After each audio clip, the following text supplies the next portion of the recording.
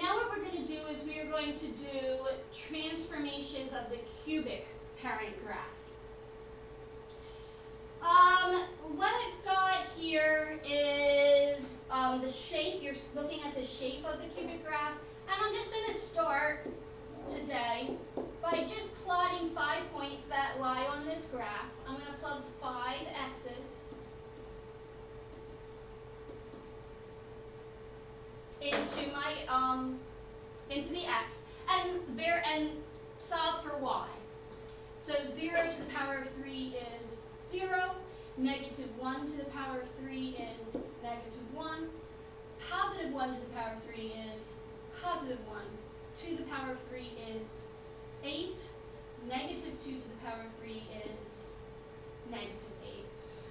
And I'm just going to plot those points just to verify that they do lie on the graph I'm showing you. So here's 0, 0. Negative 1 is here. Positive 1, 1. 2, 8. And negative 2, negative 8. So those points do lie on the graph I'm showing you. This is the parent graph for x to the power of 3. Our next slide is very much the same as the quadratic transformations. So the function that I'm showing you, the generic function, is the same. The only thing that's different from the generic function, I'm trying to get a different color highlighter.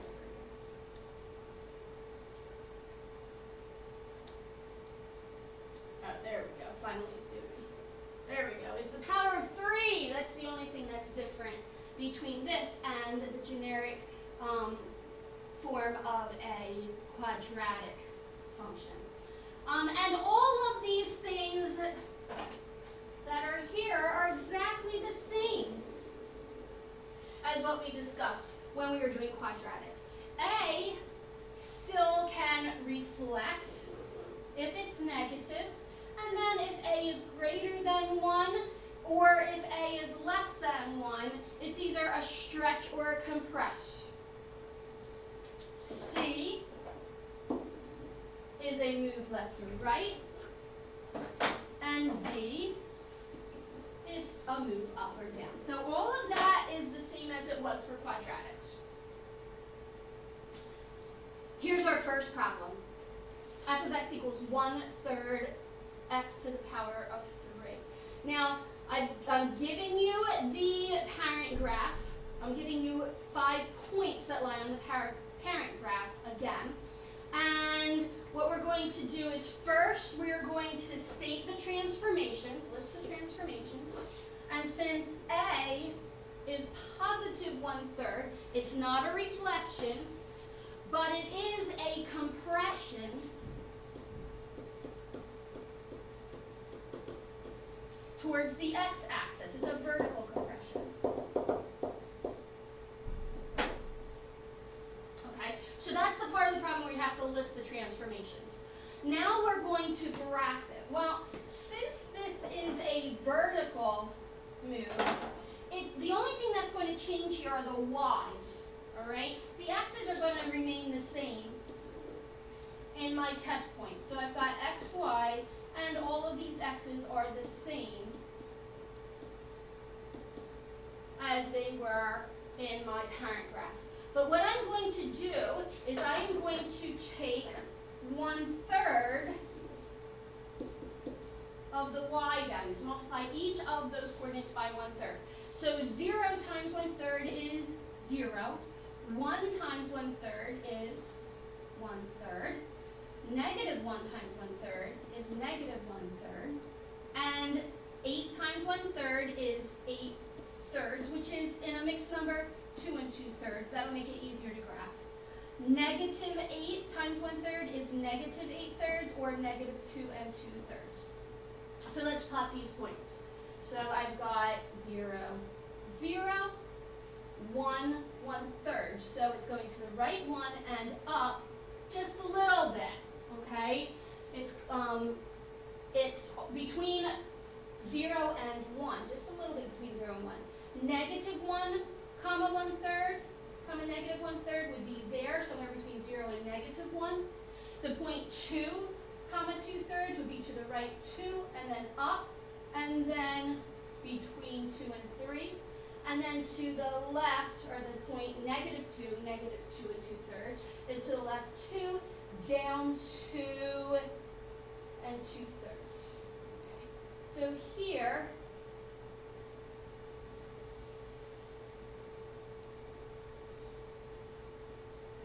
is the compression that's going closer to the x-axis as opposed to the parent graph that is the regular shape.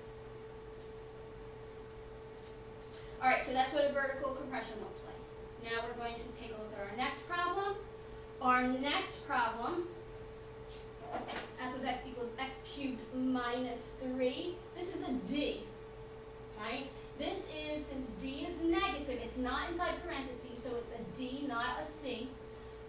D, it's negative, so it's going to translate down 3.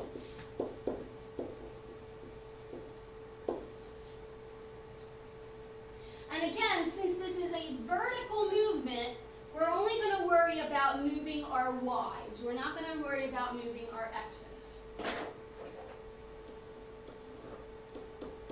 So that means in our x column, I'm going to put all of these same values.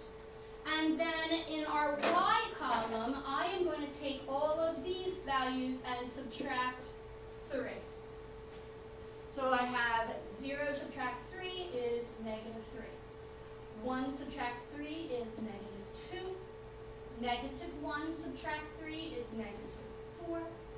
8 subtract 3 is 5. And negative 8 subtract 3 is negative 11. All right, let's plot those points. 0, negative 3. 1, negative 2. Negative 1, negative 4. 2, 5. Negative 2, negative 11. So here,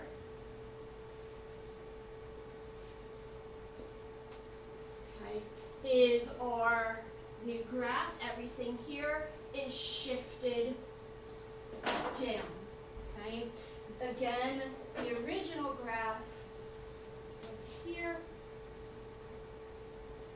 Everything in the new graph is shifted down. All right, one more. Our last one has a C. Okay, it's inside parentheses. That makes it a C. C is determined left or right, and since this is a plus, it is going to the left. So this is a translation left 3.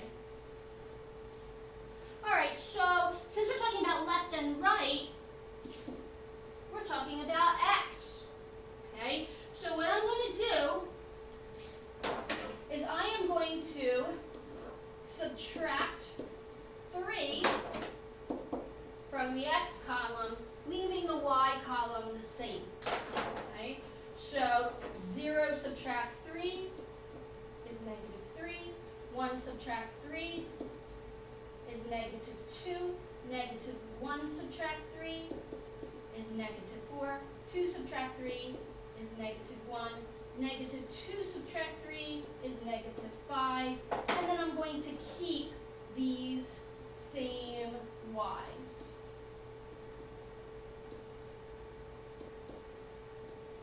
Okay. So negative 3, 0.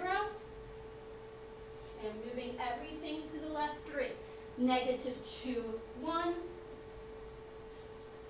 Negative 4, negative 1. Negative 1, 8. Negative 5, negative 8.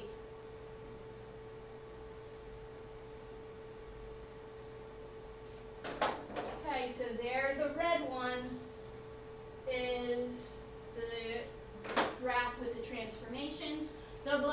1 is the parent.